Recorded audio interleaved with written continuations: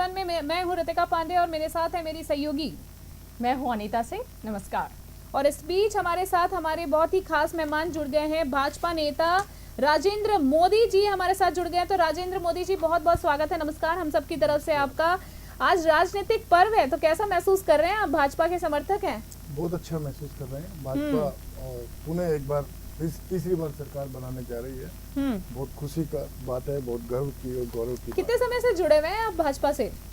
लगभग 2 साल से। 2 साल। इसके पहले भी आप भाजपा के समर्थक रह चुके हैं या समर्थक कांग्रेस से कोई नाता था या अन्य पार्टी से? कांग्रेस से नाता नहीं था, समर्थक था मैं भाजपा। ऐसा पहले भी राजनीति में सक्रिय रहे हैं इसका मतलब? जी अच्छा, तो ठीक है। तो एक बीच में एक बहुत बड़ी खबर आ रही है। देखिए, लोकसभा चुनाव 2024 के नतीजों से पहले राजस्थान की बीजेपी सरकार के मंत्री किरोड़ी लाल मीणा ने कहा था, दावा किया था कि उन्होंने कहा था कि अगर प्रदेश की 7 सीटें हैं जो उन्होंने बताई, अगर एक भी सीटें बीजेपी हारी तो वो इस्तीफा दे देंगे। और आपको बता दूं, इस वक्त की बड़ी खबर आ रही है कि किरोड़ी लाल मीणा ने इस्तीफा दे दिया। इस पर आपका क्या कहना है? देखिए, भाजपा की तरफ से तो ऐसा कोई इंस्ट्रक्शन उनको था नहीं। ये उनकी और भाजपा की एक नैतिकता है कि भाजपा के नेता ने अपने वचन का पालन किया। उन्होंने कहा था कि मैं इस 6 सीट में कोई एक भी सीट हार जाएगी तो मैं इस्तीफा दे दूंगा। तो उन्होंने नैतिकता अपनी निभाई है। पर ये बहुत बड़ा उन्होंने दावा कर दिया था। कहीं ना कहीं बहुत बड़ा खामियाजा नहीं हो गया है, भुगतना पड़ रहा है उनको? ये बात उन्होंने बयान में कह तो दी है, पर उसके बाद बहुत बड़ी चूक नहीं आपको लगती हो गई? क्योंकि एक प्रतिष्ठित नेता है, वो बहुत बड़े नेता हैं और राजनीति में काफी समय से सक्रिय रहे हैं। और उनको कहें तो राजनीति का एक जो वो कहते हैं पुराने जितने लोग होते हैं वो वहाँ का स्तंभ होते हैं, आधार होते हैं वो। तो ये एक बहुत बड़ा नुकसान हो सकता है। भाजपा उनको एग्री कर लेगी। नुकसान भाजपा नहीं छोड़ी है, उन्होंने इस्तीफा दिया है अपने पद से। ठीक है, इस्तीफा पद से भले दिया, पर सार्वजनिक तौर पे बयान दिया गया था मोदी साहब। तो सार्वजनिक तौर पे बयान देने के बाद उन्होंने सार्वजनिक तौर पर घोषणा कर दी है। जी, वो तो मैंने आपको जैसे बताया ना, भाजपा का तो उनको कोई ऐसा इंस्ट्रक्शन था नहीं कि आपको इस्तीफा देना है। अभी उनको देखना चाहिए था, स्थितियां अभी परिवर्तित हो रही है, ऐसी कोई बात नहीं। अभी कोई ऐसा इतना जल्दी निर्णय लेने की आवश्यकता नहीं थी। फिर भी वो बड़े नेता हैं, उनकी जैसे मर्जी है उसका हम ठीक है। एक सवाल आपसे करना चाहूंगी, प्रधानमंत्री के चयन पर लोग विरोध कर रहे हैं, इस पर आपका क्या अपना मानना है? इसके बाद जो अनीता जी हैं वो अपनी चर्चा जारी रखेंगी। देखिए मैम, हमारे प्रधानमंत्री जी ने एक दिन मौन रखा, जबकि कांग्रेस के प्रधानमंत्री जी ने 10 साल तक मौन रखा, उस पर कोई कुछ नहीं बोला। और 10 साल मौन रखकर भी उन्होंने कुछ काम नहीं किया। खाली सोनिया जी ने कहा, वह दस्तखत कर दिया और बिल्कुल मौन रहे। और हमारे प्रधानमंत्री सिर्फ एक दिन, वो भी साधना के लिए, वो एक दिन उन्होंने मौन रहे। वो तो उनके ऊपर इतना बवाल, ये समझ में आने वाली बात नहीं। ठीक है अनीता जी, यहीं पर मैं मोदी जी आपसे एक और इसी से जुड़ी हुई एक बात और कहना चाहूँगी कि जैसे मोदी जी ने प्रचार प्रसार के लिए बहुत कुछ किया है, काफ़ी सारी यात्राएं की, काफ़ी सारे विकास कार्य किए, जो किया वो सबके सामने है, जग जाहिर सी बात है। और यहीं पर एक बहुत बड़ा जो काम हुआ है, राम मंदिर निर्माण। क्या राम मंदिर निर्माण को भी हम इससे जोड़ सकते हैं कि क्या ये भी एक बहुत बड़ा सपोर्ट हो सकता है उनकी जीत के लिए? राम मंदिर निर्माण आस्था का प्रश्न है। हिंदुस्तान में 80% हिंदू लोग रहते हैं जो राम मंदिर को समर्थन करते थे, राम का मंदिर बने ऐसा चाहते थे। 80% लोगों की आस्था है, इसलिए वो नरेंद्र मोदी जी ने लोगों की आस्था को पूरी किया। उसके लिए बहुत धन्यवाद के पत्र हैं। बाकी वो वोट के लिए किया हो ऐसा हम नहीं मानते। ठीक, उस वक्त विपक्ष ने भी बहुत आरोप लगाए थे बीजेपी पार्टी के लिए कि उन्होंने काफी कुछ किया है, विरोध में विपक्ष में भी बहुत काफी सारी बयानबाजी हुई। तो क्या उसका कहीं असर भी देखने को आएगा? विपक्ष का तो काम ही है आरोप लगाना, लेकिन आरोप लगाने वाली ऐसी कोई बात नहीं। ठीक है, बहुत अच्छा। जैसे कि इन्होंने बात करी, अनीता जी ने बात करी कि बयानबाजी की, तो आप थोड़ी सी बात कर लेते हैं। इस बीच जब चुनाव चल रहे थे तो काफी सारी बयानबाजी भी आई। तो पीएम मोदी के बयान के बारे में एक बात बताऊंगी, मैं बात करना चाहूंगी। मंगलसूत्र छीनकर ज्यादा बच्चे वालों में वोट बांट देंगे। बांसवाड़ा में पीएम मोदी ने कहा था कि आपके मंगल सूत्र को भी नहीं छोड़ा जाएगा। कांग्रेस का घोषणा पत्र कहता है कि वे आपके सोने के बारे में भी जानकारी करेंगे। आपकी प्रॉपर्टी उन लोगों में बांट दी जाएगी जिनके ज्यादा बच्चे हैं, ये घुसपैठियों को बांटा जाएगा। हालांकि इस बयान के बाद चुनाव आयोग ने जेपी नड्डा को शिकॉज नोटिस जारी करके जवाब मांगा था। तो इस तरह की बयानबाजी चुनाव के बीच कितनी सही है? वो भी प्रतिष्ठित व्यक्ति हैं नरेंद्र मोदी जी। उनका मतलब सीधा ये नहीं था कि वो आपका मंगलसूत्र छीन लेंगे या आपकी भैंस क्या चुरा कहना लेंगे। चाह रहे था? वो क्या चाहते यही थे? कहना माफी चाह रहे चाहूंगी। थे कि कांग्रेस जो है ना वो आपको शांति से नहीं रहने देगी, कांग्रेस आपको परेशान करेगी, आपके जो गुप्त बैंक बैलेंस है उनको टच करेगी, आपकी सेविंग्स को टच करेगी। उनके कहने का मतलब ये था। ठीक है, साथ में एक बयान और एक दिया और गया था। बहुत ही गंभीर या ये कहें कि एक अपमानजनक हो सकता है यदि कोई सोचे तो, आप किसी के ऊपर इस तरह की बात कटाक्ष करते हैं तो ये लालू की पार्टी को लालटेन लेकर मुजरा करने वाली जमात भी कहा गया था। जी इस बारे में आप क्या कहेंगे? देखिए मैम अनीता जी, ये सब चुनाव के टाइम में ये सब बातें निकल जाती है मुंह से, बाकी ऐसा कुछ नहीं है। वो भी मुजरे का मतलब मुजरा नहीं है, वो भी उनका कहने का मतलब है कि ये लोग जो है ना वो समय समय पर आते हैं फिर वापस चले जाते हैं। जी। ठीक है, अगर बात, हाँ जी, बात जारी रखिए, जारी रखिए। समय समय पर आते हैं और फिर वापस चले जाते हैं ये लोग। ठीक ये है। लोग परमानेंट देश सेवा के लिए, जनता सेवा के लिए उपस्थित नहीं रहेंगे, क्योंकि मोदी जी के कहने का मतलब है हम उपस्थित रहेंगे। ठीक है, ठीक है। राहुल गांधी जी का एक बयान सामने आया था, क्योंकि बयानबाजी जो कि काफी तेज हो गई थी इस बीच। अनीता जी, आपने भी देखा होगा कि एक के बाद एक जो बयान थे वो काफी गरमाए हुए थे। तो राहुल गांधी जी ने भी एक बयान दिया था कि मुझे जाति में कोई इंटरेस्ट नहीं है। इतना बड़ा बयान, वोट आप जनता से ही मांगते हैं, फिर उसके बाद भी आपने कहा कि मुझे जाति में कोई इंटरेस्ट नहीं है, मुझे न्याय में इंटरेस्ट है। लोगों के साथ कितना अन्याय हो रहा है ये पता लगाने के लिए मैंने जाति जनगणना यानी एक्सरे कराने की बात कही थी। मेरा इतना कहते ही भाजपा के लोग कहने लगे कि मैं देश को बांटने की कोशिश कर रहा हूँ। बड़ा ही गंभीर ये जो वाकया है, बात कही गई है, तो इस पर आपका क्या कहना है? ये बिल्कुल उन्होंने गलत कहा। एक तरफ तो वो बोल रहे हैं जाति जनगणना कराएंगे, दूसरी तरफ बोल रहे हैं जाति में मेरा कोई इंटरेस्ट नहीं है। तो एक विरोधाभासी बयान है ये। ठीक है। इसका मतलब वो कोई सेंसेबल बयान नहीं है, ये गैर जिम्मेवार बयान है। चलिए राजनीति से इतर दूसरी बात कर लेते हैं मोदी जी। ठीक है।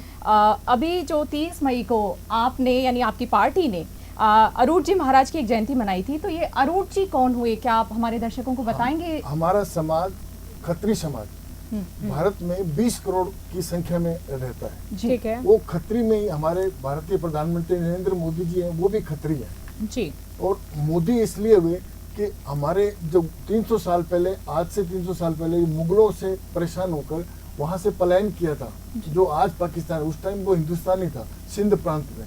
वहां से पलायन करके हमारे लोग जब बीकानेर और राजस्थान में उन्होंने प्रवेश किया था, प्रवेश किया या जी। शरण ली समझ लीजिए, तो उन्होंने राजा महाराजा के यहाँ कार्य किया, तो उनको मोदी जी की उपाधि दी गई उनकी ईमानदारी और कर्तव्य निष्ठा के लिए। उनको मोदी जी की उपाधि दी गई, वो मोदी जी की उपाधि हम लगाते हैं। ठीक हम है। मूल रूप से एकत्रित, यही बात नरेंद्र मोदी जी के लिए भी है। उनके जो पूर्वज थे वो वहाँ सिंध प्रांत से पलायन करके भुज में आए जी। और नरेंद्र मोदी जी के दादाजी जो है उन्होंने भुज में राजा महाराजा के यहाँ नौकरी करके उनके दादाजी को भी मोदी जी की उपाधि मिली थी।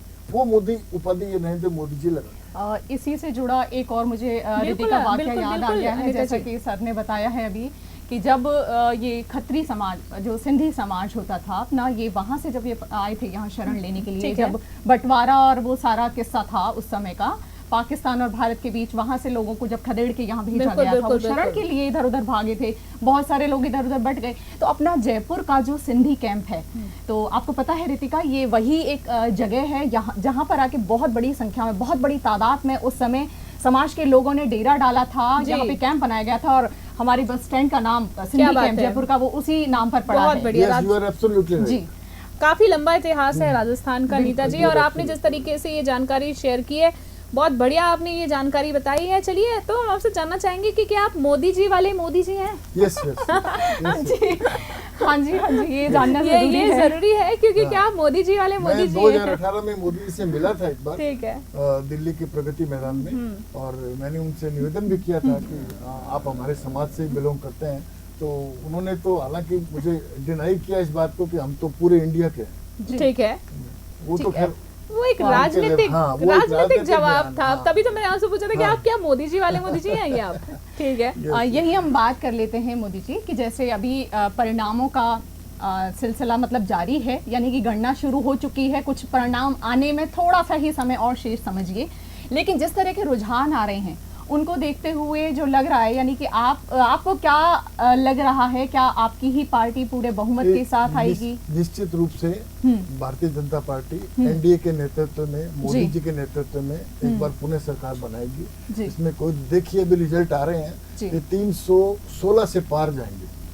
316 एनडीए 316 से पार जाएगा और एक बार फिर भाजपा की सरकार बनेगी मोदी जी के नेतृत्व। मोदी जी का बहुत बड़ा ये एक वक्तव्य है जो बच्चे बच्चे की जुबान पे रटा हुआ था। मोदी जी ने जो कहा, अब की बार 400 पार, 400 पार, बिल्कुल बिल्कुल बिल्कुल। तो लग रहा है कि ये सच हो पाएगा, क्या हम इस आंकड़े को पार कर लेंगे? मुझे अभी लगता नहीं है कि ये 400 पार वाला सच हो पाएगा, लेकिन सरकार मोदी जी की बनेगी और ऐसा तो विश्वास रखना ही पड़ता है, तभी आदमी आगे बढ़ता है। तो देखिए, जैसे कि अनीता जी ने आंकड़ों की बात की, तो हमारे दर्शकों को एक बार फिर से बता देना चाहती हूँ कि उत्तर प्रदेश की 80 सीटें हैं, जिनमें से अभी फिलहाल जो रेशियो है वो 0 दिखाई दे रहा है। और आपको एक बार हमारी जनता जो हमारी इस वक्त हमारी टीवी स्क्रीन देख रही है, आपको बता दें ये रेशियो अपने आप बढ़ते जाएंगी जैसे जैसे काउंटिंग क्लियर होती जाएगी। शाम तक नतीजे जो हैं वो आ जाएंगे। आपको बता दें पश्चिम बंगाल की 42 सीटें हैं और बाकी की जगह की जो 31 सीटें हैं, पश्चिम बंगाल में कांग्रेस 31, भाजपा 10 और कांग्रेस जो 1 सीट से आगे चल रही है। वही दिल्ली की बात करें, 7 सीटों पर भाजपा सबसे आगे चल रही है। राजस्थान में, जी हाँ, आपको बता दें 7 सीटें, माफी चाहूंगी, दिल्ली की 7 सीटें हैं और तेलंगाना में भाजपा 8, कांग्रेस 8 सीटों पर आगे चल रही है। इस तरह का जो रेशियो है हम आपको समय समय पे अपडेट करते रहेंगे। और उत्तराखंड की बात करें, सभी 5 सीटों में भाजपा जो है वो सबसे आगे चल रही है। गुजरात की है, गुजरात में तो ओपनिंग गुजरात से हुई थी अनीता जी, आपने देखा कि 26 सीटों में से गढ़ है, तो 26 सीटों में से 1 सीट सबसे पहले जो ओपनिंग कह सकते हैं वो भाजपा की, वो वहीं से हुई है। मध्य प्रदेश की 29 सीटें हैं, बिहार की 40 सीटें और इस तरह की जो तमाम अपडेट्स हैं हम आज आपको रिजल्ट तक देते रहेंगे। पूरी सटीक और न्यूज़ 21 की पूरी टीम जो है सुबह से लगी हुई है अनीता। मैं आपको अभी गुजरात की जो बात थी, सिर्फ मात्र अभी तक कांग्रेस 2 सीटों पर ही अपनी जगह बना रही है, आगे आ रही है, यानी कि पलड़ा बीजेपी का ही, बीजेपी के बिल्कुल। कांग्रेस 7, पंजाब की बात करें अनीता, देखिए कांग्रेस 7, आम आदमी जो पार्टी है वो भी प्रयास कर रही है अपना, भाजपा 33, यूपी की बात कर रही हूँ, समाजवादी पार्टी 36। यूपी में थोड़ा सा चौंकाने वाला बिल्कुल, ये बीजेपी और समाजवादी पार्टी का थोड़ा सा कांटे का चल रहा है, कांटे का टक्कर चला। महाराष्ट्र 11 और कांग्रेस 11, कांटे की टक्कर बात की, कांटे की टक्कर के रेशियो हमारे सामने आ गया अनीता। महाराष्ट्र भाजपा 11 और कांग्रेस 11 जो है, जो रेशियो चल रहा है महाराष्ट्र में, उन दोनों का बराबर चल रहा है। इसी तरह की जो तमाम जो जानकारी हम आपको समय समय पर देते रहेंगे, पर इस बीच हम सर से थोड़ी सी चर्चा है वो जारी रखेंगे। मैं चाहूंगी अनीता आप सवाल करें। मोदी जी, आपसे हम ये जानना चाहेंगे, हमारे दर्शक जानना चाहते हैं कि राजस्थान के बारे में आपके क्या विचार हैं, या आपकी पार्टी, यदि आप जाहिर सी बात है आप बहुत ही विश्वास के साथ इस चीज को, दावे के साथ आप कह रहे हैं या मान ही चुके हैं सभी कार्यकर्ता कि अब की बार फिर से मोदी सरकार, उनकी तीसरी बार हैट्रिक लगने ही वाली है, तो यदि ऐसा हो जाता है तो आपकी क्या विचारधाराएं रहेंगी, किस तरह की आपकी आगे के कार्य रहेंगे? हमारा विश्वास है अभी जैसे जैसे काउंटिंग आगे बढ़ेगी और रिजल्ट डिक्लेयर होंगे, कम से कम 16 सीट हम राजस्थान में भाजपा को मिलेगी, बाकी 9 सीट में कांग्रेस को और अन्य पार्टियों को संतोष करना पड़ेगा। भाजपा के एजेंडा जो है, अगर हम बात करें, मैनिफेस्टो है, काफ़ी सारी चीज़ें नई मैनिफेस्टो में उन्होंने इस बार जोड़ी है, पर एक चीज़ बड़ी कॉमन देखने के लिए मिली है मोदी जी, कांग्रेस की मैनिफेस्टो में और बीजेपी के मैनिफेस्टो में, जो कि पेपर लीक मुद्दे को बहुत प्रमुखता दी गई। इसके बारे में आपका क्या कहना है, क्योंकि देश के भविष्य से भी जुड़ा हुआ है, ये बहुत बड़ा एक पॉइंट है। आप बिल्कुल सही कह रहे हैं, ये देश के भविष्य से जुड़ा हुआ है, इसलिए इसको मैनिफेस्टो में दोनों पार्टियों को रखना ही चाहिए और रखना भी पड़ेगा। और वो युवाओं के लिए बहुत अच्छी बात रहेगी। देखिए बयानबाजी की, जैसे कि हम बात कर रहे थे, इस बार जो तीखी बयानबाजी हुई थी, तो केसीआर की मैं बात कर रही हूँ, कांग्रेस कार्यकर्ताओं की तुलना कुत्तों से की गई थी। वीआरएस अध्यक्ष केसीआर ने कांग्रेस कार्यकर्ताओं की तुलना आवारा कुत्तों से की थी। इसको लेकर चुनाव आयोग में शिकायत भी जो है पार्टी द्वारा की गई थी। आयोग ने केसीआर पर 48 घंटे तक प्रचार करने का बैन लगा दिया गया था। साथ ही आपको बता दें, केसीआर ने अपने बचाव में कहा था कि मैं अपने शब्दों को तोड़ मरोड़ कर, जो कहना चाहिए, समझाना, मतलब क्या असभ्य शब्दों का हम लोग समर्थन नहीं करते और राजनीतिक नेताओं को अपने बयानों पर कंट्रोल रखना चाहिए। ठीक वो है। जो बोल रहे हैं पब्लिक के लिए बोल रहे हैं, उनको ऐसा नहीं बोलना चाहिए। एक और बयान जो आया था पीएम मोदी के लिए आया था, ये बहुत बड़ा बयान था अनीता जी। बिल्कुल, अजय राय ने कहा था कि बिल्कुल, पीएम मोदी पत्नी को अपने साथ नहीं रखते हैं। अनीता, ये बयान आया था, आपने भी सुना होगा। उत्तर प्रदेश में कांग्रेस अध्यक्ष अजय राम ने महिला शक्ति संवाद कार्यक्रम में कहा था कि जो व्यक्ति अपनी पत्नी को अपने साथ नहीं रख सकता, उसका महिला शक्ति संवाद करना बिल्कुल बेईमानी है। अजय राय ने प्रधानमंत्री नरेंद्र मोदी को बेहद डरा हुआ और हारा हुआ प्रत्याशी बताया था। उन्होंने कहा था कि बनारस के लोग भोले भाले होते हैं और मोदी जी उन्हें ठगने का काम कर रहे हैं। इस पर आपका क्या कहना है? क्योंकि ये जग जाहिर है कि उनकी पत्नी उनके साथ नहीं रहती है। अजय राय का वक्तव्य गलत है। पत्नी साथ रहती है या नहीं रहती है व्यक्तिगत डिसीजन है। उन्होंने पत्नी को कोई प्रताड़ित किया हो तो आप बताइए, ठीक है, समझे ना। वो उसके जब उनकी बचपन में शादी हुई तब पत्नी उनके साथ क्यों नहीं रही? वो हालांकि मुझे पता है इस बात का, मैं जानता हूँ, लेकिन मैं सार्वजनिक करना नहीं चाहता। ये व्यक्तिगत डिसीजन है।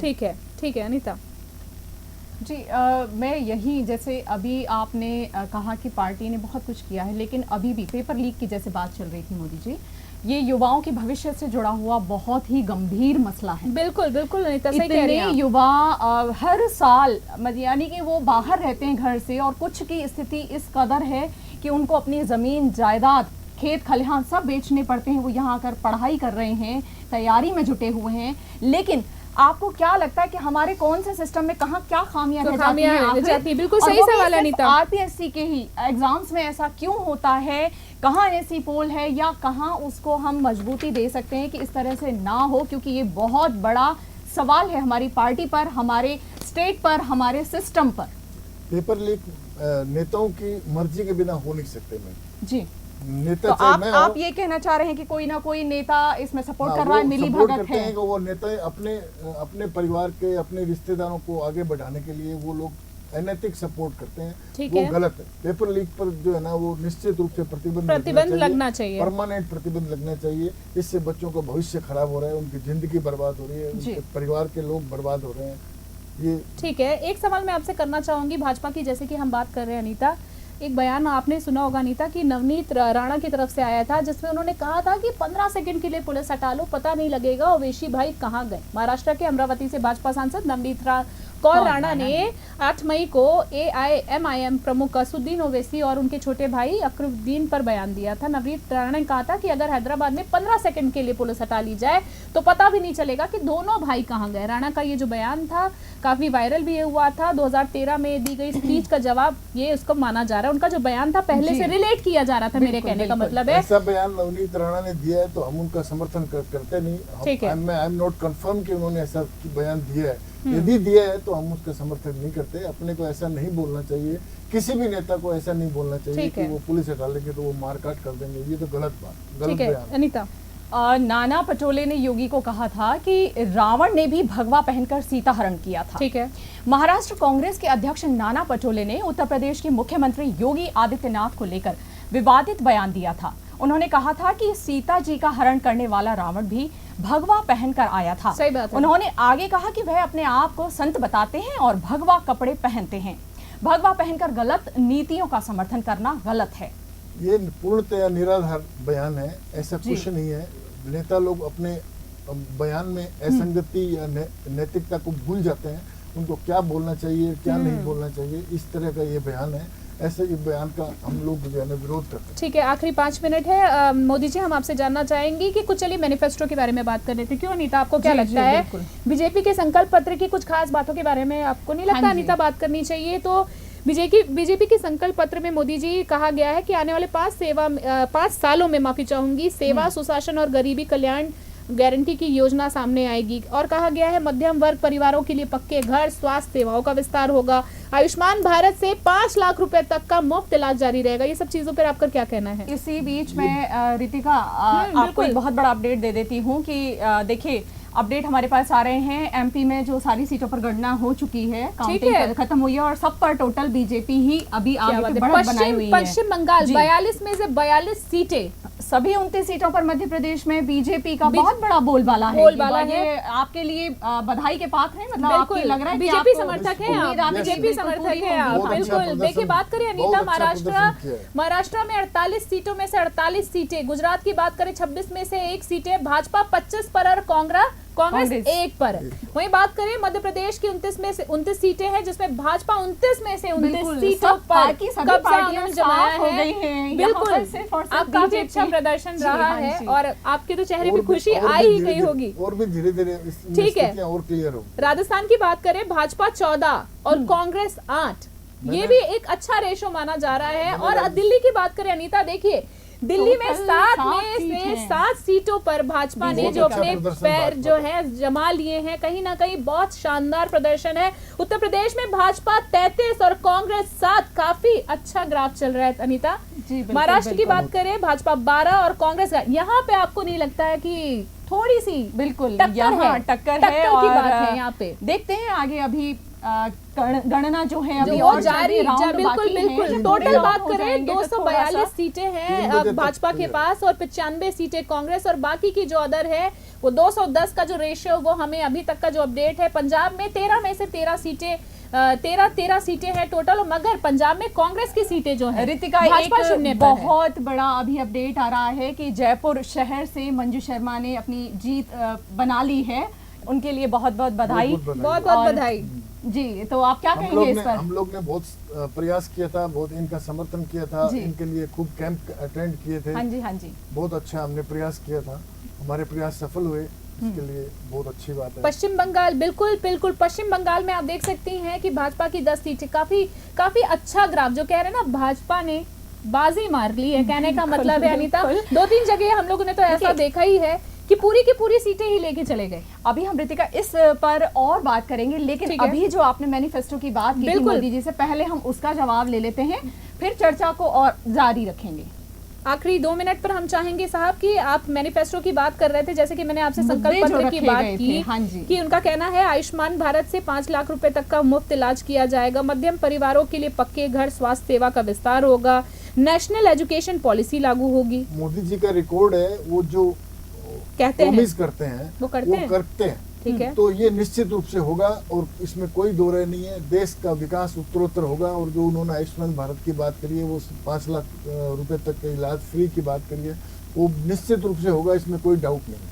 ठीक है, यहाँ मोदी जी आखिरी सवाल मैं चाहूंगी जनता की तरफ से हम कुछ और एक चीज ऐड करना चाहते हैं कि जब हम जनता के बीच जाते हैं, लोगों से रूबरू होते हैं, तो जितने भी अपने प्रशासनिक विभाग हैं या कह लीजिए कामकाजी जो ढर्रा है सरकारी कामकाज का, तो हमें मतलब आम जनता को ये लगता है कि एक आम नागरिक होने के नाते उन्हें बहुत सारी चीज़ें फेस करनी पड़ती हैं।